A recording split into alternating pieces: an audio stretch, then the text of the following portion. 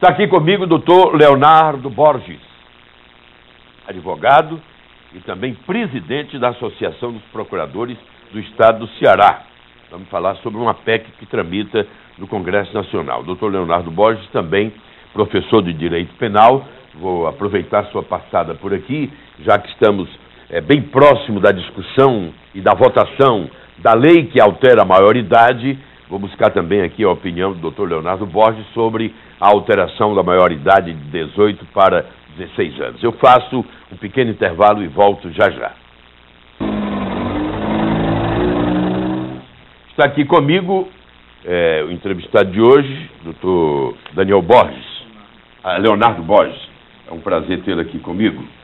Nós vamos falar sobre uma PEC, a PEC 373 de 2013.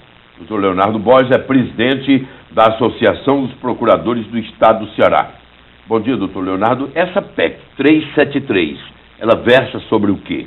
Alterar o artigo 132 da Constituição, o que resultaria essa alteração? Bom dia. Bom dia, agradecer primeiramente ao convite de estar aqui no programa. Em relação a essa PEC, hoje o artigo 132 da Constituição é o artigo que versa sobre a carreira de procurador do Estado e do Distrito Federal. Então a Constituição traz bem clara que cabe aos procuradores do Estado fazer a consultoria da administração pública, bem como sua representação judicial. Assim, para os telespectadores entenderem, quando você tem qualquer questão envolvendo uma discussão jurídica com o Estado, cabe ao procurador do Estado defender o Estado em juízo, seja em uma ação que for proposta contra o Estado, uma ação de indenização, uma ação de cobrança, qualquer tipo de reparação de dano, qualquer tipo de ação, você vai ver do outro lado, como advogado, um procurador do Estado. Mas não é só essa também a função do procurador do Estado. Cabe a ele também normatizar e unificar o entendimento jurídico de toda a administração pública. Então, diversas vezes surgem diversos questionamentos por parte das secretarias de Estado, e para que se adote corretamente a orientação da política pública que o governo quer seguir, cabe ao procurador do Estado, através de sua atividade consultiva, uniformizar essa orientação. Então, hoje nós temos duas funções basicamente previstas na Constituição, que são representar, falar pelo Estado em juízo, ou seja, quando nós estamos sendo acionados judicialmente, cabe ao procurador do Estado falar pelo Estado, mas também somos quem damos a última palavra em termos de orientação jurídica da administração pública estadual.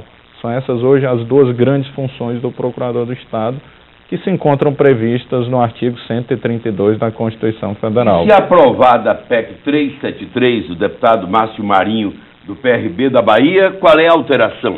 A alteração, senhor Edson, é que através dessa PEC 373 você vai colocar pessoas que hoje exercem funções transitórias na administração pública em determinadas secretarias, seja a título de analistas, seja a títulos de, vamos assim dizer, assessores jurídicos, com as mesmas prerrogativas, as mesmas atribuições, a mesma composição remuneratória de um procurador do Estado, sendo que eles não têm, vamos assim dizer, a mesma função, eles não têm o mesmo grau de responsabilidade, não se submeteram ao mesmo exame seletivo, no caso, concurso público de provas e títulos, a que se submeteu um procurador do Estado. Bom, o que quer o deputado Márcio Marinho é beneficiar uma quantidade de pessoas que não estão preparadas para a função de procuradores, no caso. Exatamente, é o que nós temos denominado, chamado PEC do Trem da Alegria. PEC do Trem da Alegria. E essa PEC seria também, além de um prejuízo moral para os procuradores, um prejuízo financeiro para os cofres públicos. Sim, né? Hoje nós sabemos que a situação não só no nosso estado, mas a situação dos 27 unidades federativas. O estado mais aperreado do Brasil hoje, o estado mais endividado, mais em situação difícil é o estado de São Paulo. Que é o mais rico da federação. Exatamente. Rico sem dinheiro, né? E nós sabemos que com a PEC dessas, o impacto orçamentário, nós temos estimado em torno aqui de mais de 200 milhões de reais. Tendo em vista... Não, anual. Tendo em vista... Se essa PEC aprovada, abala os cofres públicos em mais de 200 milhões de reais por ano. Com certeza, porque eu estou pegando como base o orçamento hoje da Procuradoria do Estado, que são 80 e poucos procuradores. O orçamento para manter a casa em funcionamento é em torno de 60 e poucos milhões de reais anual. Se você colocar mais de 300 pessoas para exercer uma função em que eles não foram aprovados mediante concurso público para isso, é basicamente uma conta de que esse impacto vai aumentar e muito. Doutor Leonardo Borges, eu aproveito sua presença aqui no Vira e Mexe, o senhor que também é professor de Direito Penal. No Congresso, o senhor sabe, todo o Brasil conhece, um projeto de lei, vários projetos de lei, que querem alterar a maioridade de 18 para 16 anos. No Uruguai houve um plebiscito e o povo do Uruguai votou contra a alteração da lei da maioridade. Mas o governo endureceu a lei para manter o menor infrator um tempo maior recolhido nessas casas que tratam de menores em conflito com a lei. Qual é a sua visão, sua leitura, sua opinião aqui no Brasil sobre a alteração da maioridade penal de 18 para 16 anos? Olha, Edson, minha opinião, depois de muito refletir sobre a viabilidade ou não da diminuição, é mais ou menos uma proposta que, se eu não me engano, um senador tem proposto, uma questão de uma diminuição mista. O senador Eunício Oliveira, inclusive, falou sobre isso aqui, sobre crime qualificado, né? Um crime violento, um crime hediondo. São aqueles, eu costumo dizer os crimes hediondos, mas não só os hediondos. Por exemplo, o roubo, a depender do caso, não é considerado hediondo, mas aqueles crimes mais comuns e mediante violência, em que o menor já teria consciência da reprovação, consciência do ilícito, da ilegalidade daquele ato, que ele possa responder por aquele ato. Um exemplo, homicídio, roubo, latrocínio, estupro, são crimes que são de conhecimento público, conhecimento até de pessoas que não são da área jurídica, não são do meio jurídico. Então, nesses casos, eu creio que o menor tem condição, sim, de responder por esses crimes. Doutor Leonardo Borges, e qual é o clima dentro do Congresso Nacional em relação a essa PEC 373? É um crime de aprovação ou de rejeição? Essa PEC hoje ela se encontra na Comissão de Constituição e Justiça da Câmara. Teve um parecer favorável do deputado Décio, mas nós conseguimos 3 votos em separados pela inadmissibilidade. O senhor vê inconstitucionalidade? Não. Vejo, e por 2 prismas. Essa PEC 373 pode ser considerada inconstitucional? Sim, por 2 prismas. O primeiro é porque nós temos o entendimento que cabe aos estados a auto-organização de suas carreiras, as carreiras de servidores.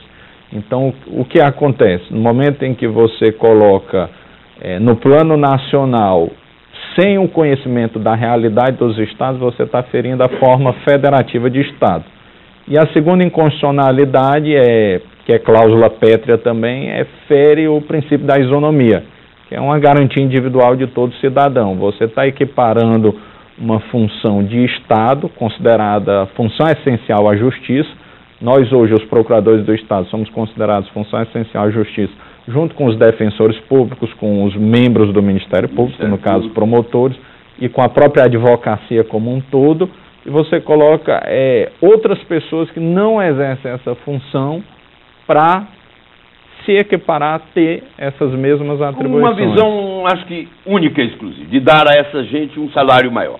Exato. Equiparar com... Exato, porque as atribuições, na verdade, eles não vão conseguir equiparar. Deixa eu tirar aqui só uma dúvida para esclarecimento, com certeza, de grande parte da população, elas são os precatórios, né? Dívida que o Estado tem para com alguém do povo, né? Um precatório. Muita gente diz, olha, doutor, eu queria que o procurador mandasse pagar o meu precatório. Muita gente tem direito ao precatório, mas passa muito tempo, 10 anos, 15 anos, para receber esse precatório. Isso depende de um parecer favorável da Procuradoria, e mesmo depois do parecer favorável, por que o Estado não paga? Não, senhor Edson, em relação a essa questão dos precatórios, talvez até para esclarecer para a população, não depende, vamos assim dizer, de um parecer favorável. É porque muitas vezes o cidadão, ele tem uma demanda positiva, ele ganha uma causa na justiça e transita em julgado. O que significa isso? Não cabe mais recurso, então ali o direito é dele. Só que muitas vezes o advogado dele vai executar aquele determinado valor e executa muito a maior sem que o cliente tome conhecimento. Saiba, que é a segunda fase. Então a função da Procuradoria nesse caso é rebater apenas a forma de cálculo. Ninguém está mais discutindo o direito do cidadão, o direito é líquido certo. Líquido e certo. Mas aquela fórmula de cálculo. O montante que quer o advogado. Né? Exatamente. E muitas vezes isso tem também sido um dos motivos de demora. Apenas para que o cidadão saiba, eu tenho esses números guardados e documentados comigo, a diferença entre o que o advogado cobra e o que o juiz determina, já nessa segunda fase onde o direito é certo, gira em torno de 30% a 50% muitas vezes do crédito do valor cidadão. Que não vai beneficiar o dono da causa. Exatamente, porque foi cobrada maior. Mas é uma falta de ética do advogado. Aí eu não coloco como uma falta de ética, eu coloco mais muitas vezes por não ter um setor de cálculos tão organizado como hoje nós na Procuradoria do Estado temos, uma assessoria de cálculo. Realmente cálculo não é algo fácil. Bom, para terminar, doutor Leonardo Borges, houve alguma discussão pública, algum debate público sobre essa PEC 373? Ainda não colocaram em audiências públicas. Já está na CCJ da Câmara? Já está na CCJ da Câmara. Foi adiada por 10 sessões e estamos esperando agora que a partir de 30 de junho as discussões retomem.